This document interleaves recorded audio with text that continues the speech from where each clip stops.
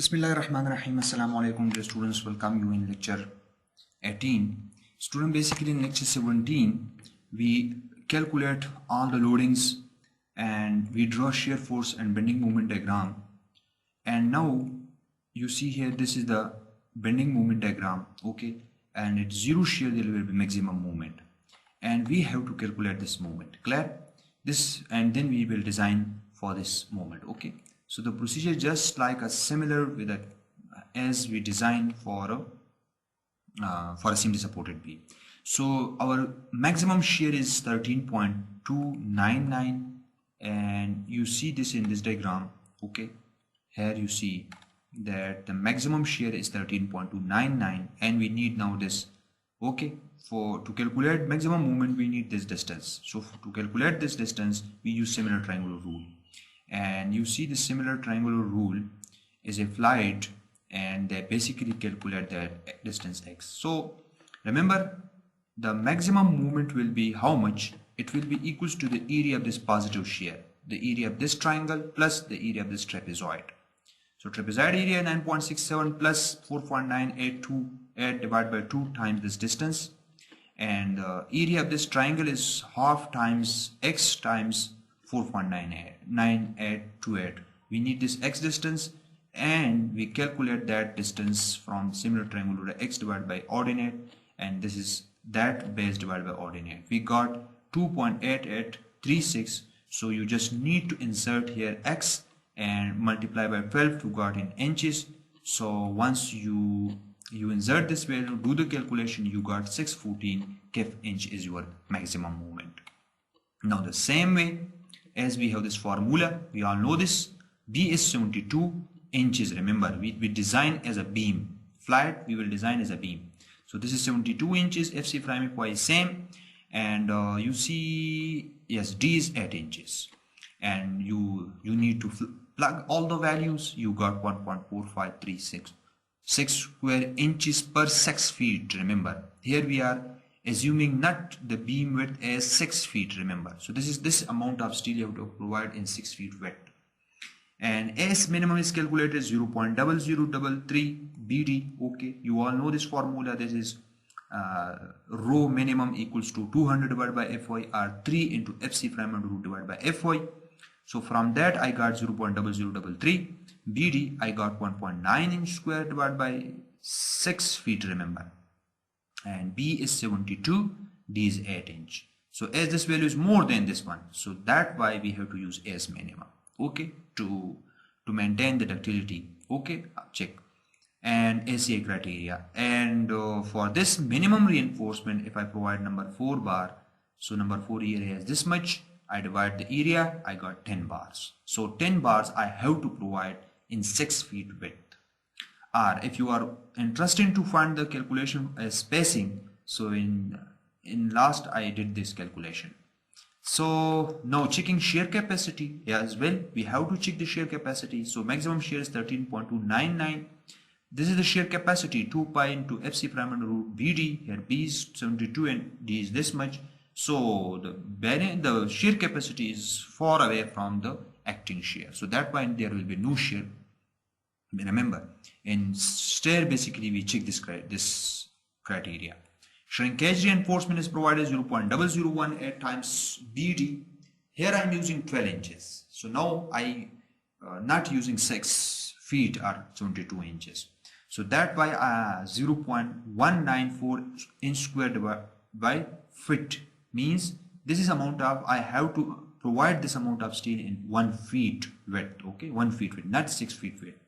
If I want to provide in total width, so then I have to multiply with 6, so I will get the total amount of steel.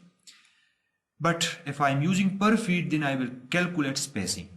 Remember, this is for spacing. Here I am do the calculation as a slab, not as a beam, okay, for shrinkage reinforcement.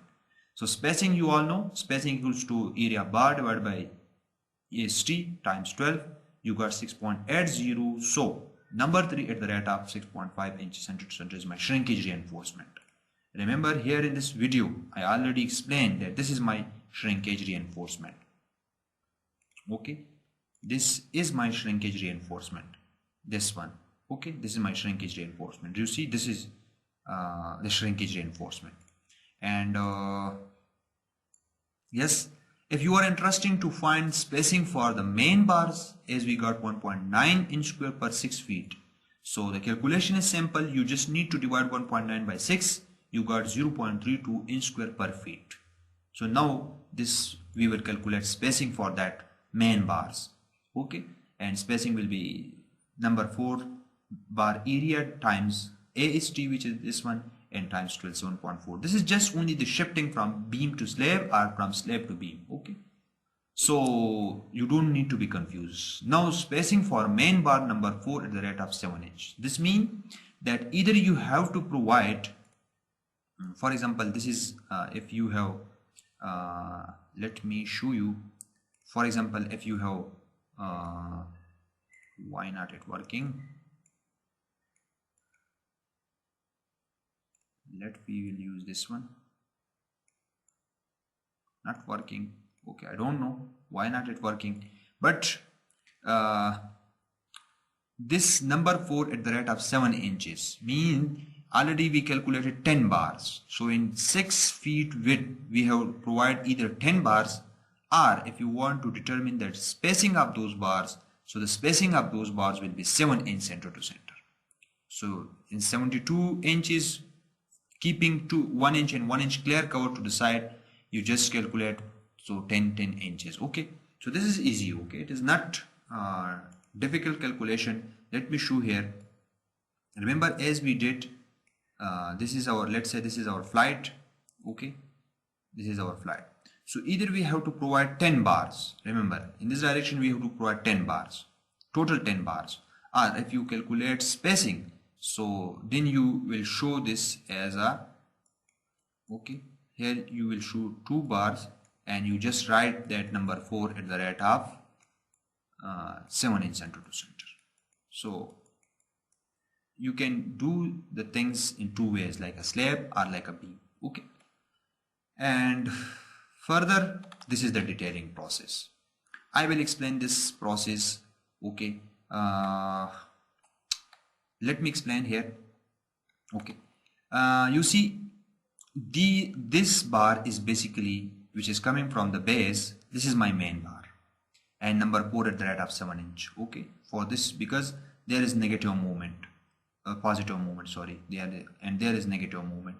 At this point we have negative movement. So for that negative movement, we provide number 4 at the rate of 7 inch center to center. This because the bar coming from the base, it go up and then bend. Remember, these dots you see here, these are my shrinkage reinforcement, and that is number 3 at the rate of 6.5 inch. Now in landing, basically we can't say that we provide these bars as well. Here we have to check from other flight as well, like by design of number 3 flight. So what amount of steel they give us. Okay, so although these bars, which is provided as a main reinforcement to the bottom, okay, here you see they may be used as number 4 at the rate of 7 inch center to center. This bottom bar and this bar, remember. But as you see that the landing distributing loading in 2 direction, it working like a two-way slab action. So that way we have to check these reinforcement from the design of flight 3 as well.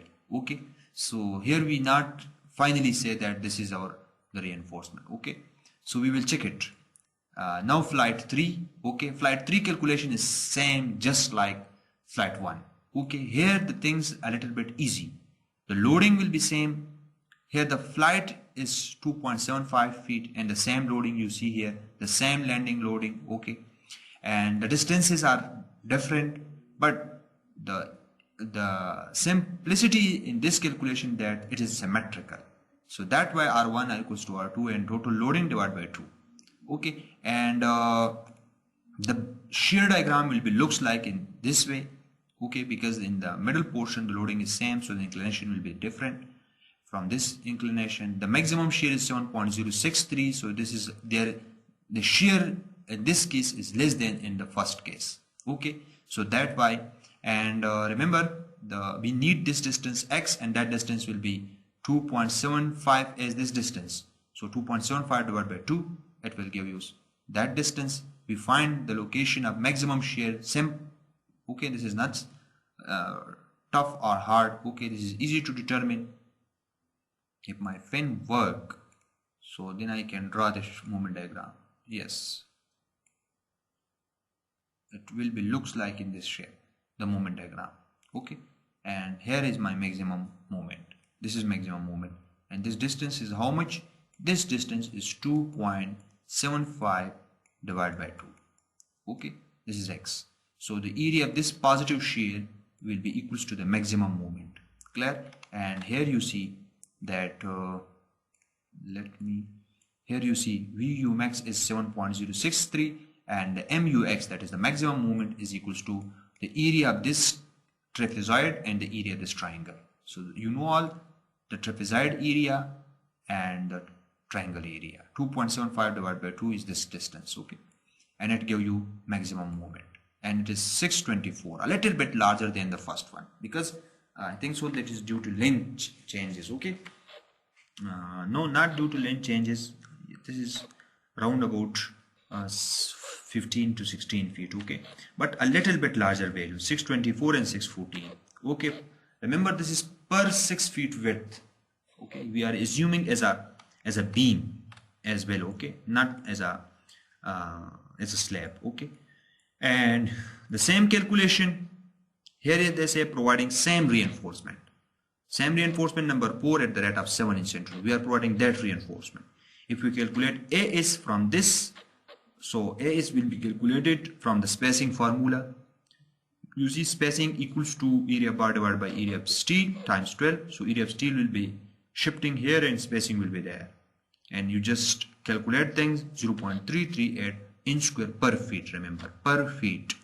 Or if you want to convert this into per 6 feet, so you just need to multiply 6 with this. So this is inch square per 6 feet. Now B is equal to 72 inches. Now you have to find out the capacity, whether this amount of steel give you that capacity. So for that, to check the capacity, you need to use this formula, and I already explained this formula. AS will be this much, Fy will be 60, D will be 8, and all thing will be clear. B is 72. Now you insert the value, you got 848, which is more than 624, and thus we can say we can provide the same amount of steel in flight 3. Okay, that is flight 3 as well. Okay, so this is, here you see flight 3, and there we are confirmed that we have to provide number 4 at the rate of 7 centimeters as a main reinforcement in landing. Okay, because in calculation of landing 1 in landing this, from the calculation of this flight 1, basically we find the reinforcement for this landing as number 4 at the rate of 7 inches. And similarly from the calculation of this flight, we also got that we need to provide number 4 at the rate of 7 inch center. If it gives us different reinforcement, larger amount of reinforcement, then we provide that reinforcement to the landing. Okay, it must remember. This is important. And you always need to provide same reinforcement in all stairs. This is important, because the more is the reinforcement detailing, simple is the reinforcement detailing, it will be easy and less labor work at the site. Okay, not confuse labors. Okay, because different reinforcement confuse the labors, and it is difficult to provide such reinforcement at field. So that why always trying to simplify thing. Okay, and this is the detailing. Okay, you see here remember in the landing, you see there is no shrinkage reinforcement because it works like a two-way slab. So you see number 4 at the rate of 7 center to center. And in flight, again, this is my the bottom bars are my main bars, and these are my negative main bars. So that why you see here number 4 at the rate of 7 inch center, and then these dots are shrinkage reinforcement, and number 3 at the rate of 6.5 inch center to center. And similarly again in landing, we have basically main bars in both directions. Okay, so this winds up. Okay, and remember, yes, okay, and yes, it one. Let me show you some in this video. As you see in this video, that how these bars, these are the shrinkage reinforcement, and these are my main bars. Remember, these are my main bars. So in our case, the main bars are these bars, and it is basically number 4 at the rate of 7 inch center to center, and these are my shrinkage reinforcement, and this is number 3 at the rate of 6.5 inch center to center. And remember, these negative bars is basically, you see in this drawing, these negative bars from this turn point, it is provided in by L by 3, this one L by 3, and this one is also L by 3. And similarly in that case as well, you see here from that turn point, this top bar will be for a distance of L by 3, and that top bar will be for a distance of L by 3. Okay, this is very important if you are working on a site, so you must remember this will be L by 3, and the L is this flight length. Remember, the flight inclined length, not the horizontal length. Okay, so you must remember. And okay, yes, this is important. And one thing which is more important,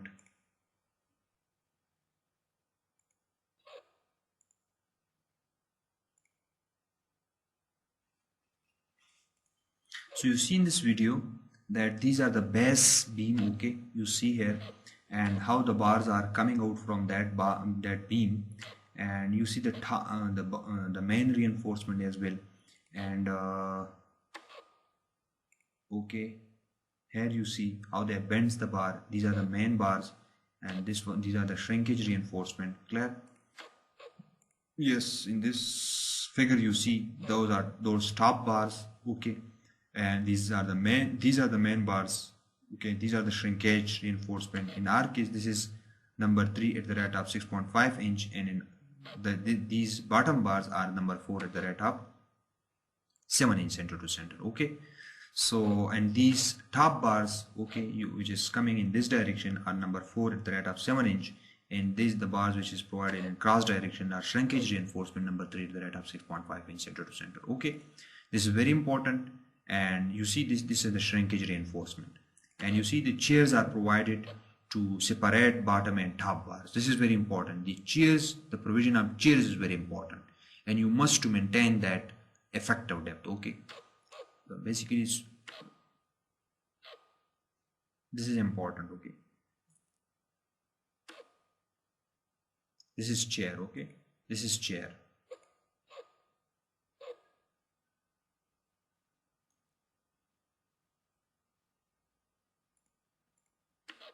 Here one thing very important, that how basically the slab of remember the slab, or you can say flight, is connected with the slab. Okay, or you can say here. Okay, that remember the slab bottom bars comings out, and they work as a negative reinforcement for the flight. Okay, and the top bars, they're coming in top bars bend here, and they run along the you see the top bars bend, and they run along the bottom, while the bottom bars of the slab they run along the top bars in the flight. Okay, so the connection you must remember. If you are a site engineer, you are working at the site, so you must know how to connect a stair flight with a slab. Here you see clearly this main bar of the slab coming to the top of the flight, while the top bars, okay, of the slab, you see here that they basically coming along the bottom. Okay, the connection is very important. Yes.